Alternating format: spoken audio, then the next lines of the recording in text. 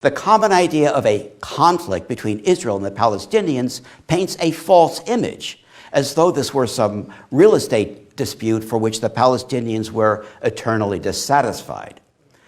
By the end of 1948, many of Israel's victims ended up in Gaza, either pushed there directly or first having been driven into the sea, literally.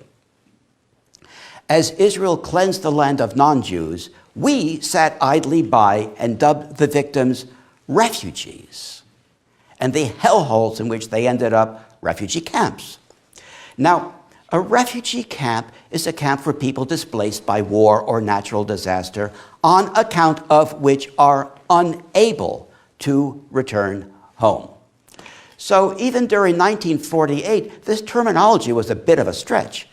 But by early 1949 at the latest, the terms refugee and refugee camp were patently wrong. The displaced Palestinians were perfectly able to go home. They were no longer refugees if the term ever applied at all. Yet they remained in camps, dying from cold, hunger, and disease. Why? The single reason they remained in camps then, and the sole reason they remain in camps today, is that the Israeli state blocks them from going home because they are not Jewish.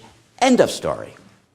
So these are not refugees and refugee camps. They are interned people and internment camps. They are Israeli internment camps for Palestinian non-Jews, paid for by the same international community that now pays for their genocide.